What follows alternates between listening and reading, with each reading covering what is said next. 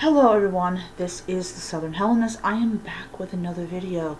So in today's video I'm going to be talking about something that a lot of people that are new to Hellenism probably do not know, and I have not done a video about this, so this is actually going to be a video that I've been wanting to do for several months now.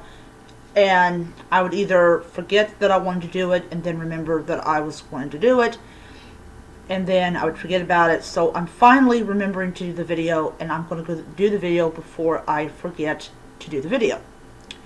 So we're going to talk about the difference between offering like sacrifices and libations to underworld deities compared to the Olympians. The only exception would be Hermes, because he can travel between the living and the dead, and so he does. So it's a little bit different with him. So in ancient times, the gods were classified into two groups, and we're not talking about Olympians and minor deities. What we're doing, we're talking about Olympians and what is known as the Catholic deities, or the underworld deities, like Persephone, Hecate, Hades, Tartarus, Thanos,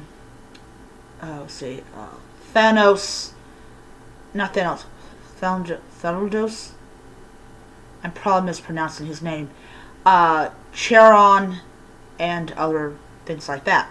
Any deity that was connected to the underworld, Melino,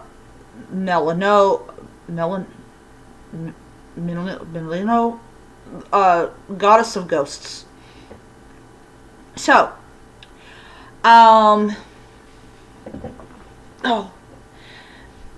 of course, if you want to talk about when Olympians have Catholic aspects to themselves, I would definitely include that as well. So, when you're learning about Hellenism and I'm not saying drawn to, because that's more of like a New Age thing, but more of like you're interested in a particular deity, like say Athena. What about offerings to her compared to Hecate or Persephone? So in chapter 15 of the Odyssey, Odysseus has to goes to this cave that leads to the underworld. And before he does that, he digs a pit in the ground, and he pours out libations, and he sacrifices animals, and he goes and he ensures that their blood goes into the pit. Now, why would he do this? Why would he do this? Well, first of all, he's petitioning, or he's praying to the gods Hades and Persephone.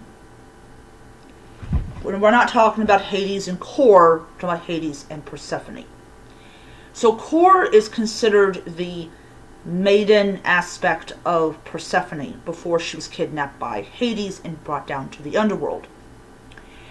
So if you were given an offering to Kor, you would give it to, and you're mostly focusing on her pre-Hades period, as I call it, you definitely would give offerings on the altar.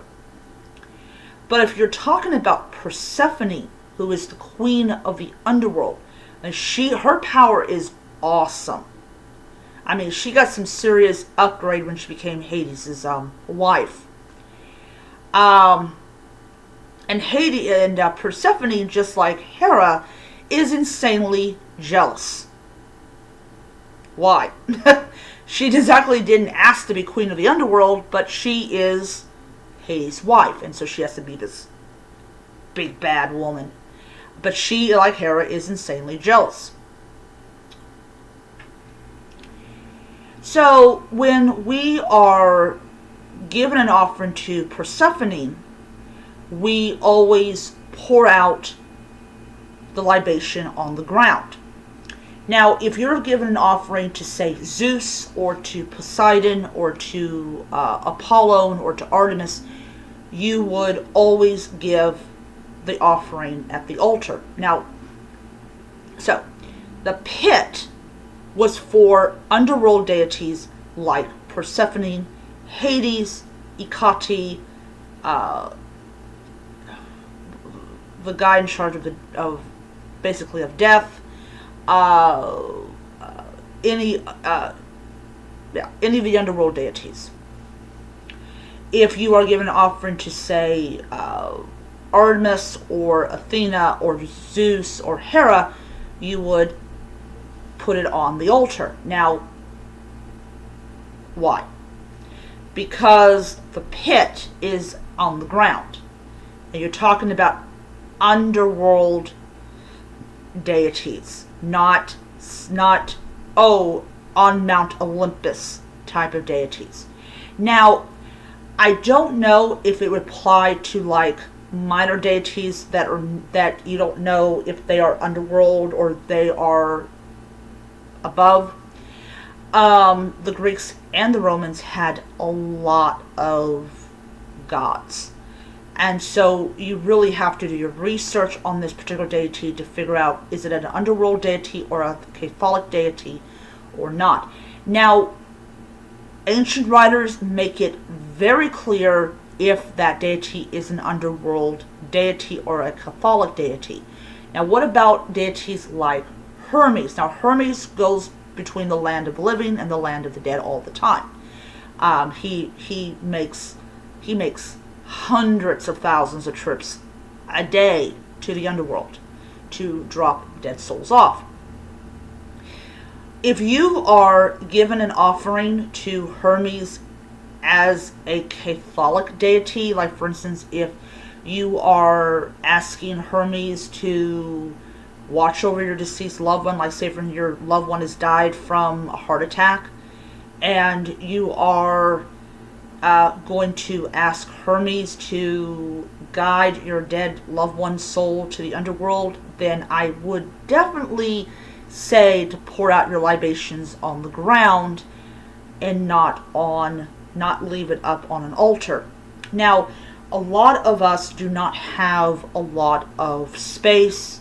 I have space, but most of it is made up of nothing but my Hellenic shrines. So what I do is I actually have a wooden board, and what I actually do is I actually take the bowl, put it on there, and pour out the libation. It's on the ground, but it's not where it can tip over and stain the carpet and stuff like that. And then after a while, I'll go outside and I'll pour it out on the ground. That is how I get around that. Now, tonight's ritual, I had a Catholic deity, like Hecate, next to an Olympian. I am not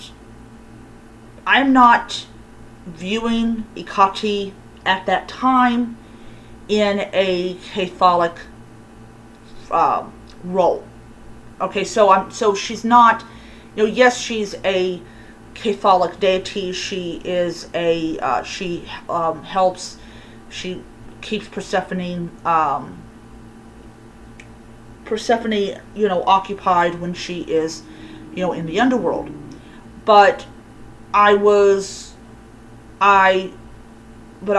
one of her edifits, which is basically a nursing, or a goddess that oversees, these nursing mothers. That's not Catholic at all. That is above the ground.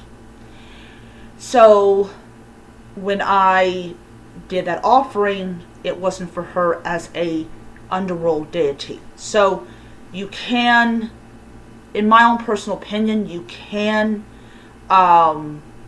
give an offering to a deity that would be considered underworld if she is not in that capacity at the time you do the ritual. Now, Hades and Persephone, you cannot get away with that. You cannot. if she's not being addressed as core but as Persephone, you can't get away from it. Now, or you can't get away from what her actual role is. Now, what I do in that case, because I will be putting my Persephone candle on the wooden thing, I'm actually going to be watching where my feet are going so I don't inadvertently knock over the candle. I will be having her statue on that altar over there, or that shrine over there, and her role will be, of course, be the daughter of Demeter. But it's very confusing when you're first time, honoring the gods. My advice is to stick with the Olympians at first until you have a whole lot more understanding of Greek mythology and the gods and everything. And then you can move on to, Catholic deities and stuff like that. But anyways, so I just kind of wanted to get on here and just talk about that and everything. So I will see you guys around, and until next time, may you be happy, healthy, most importantly be safe, and hail to the gods. Bye.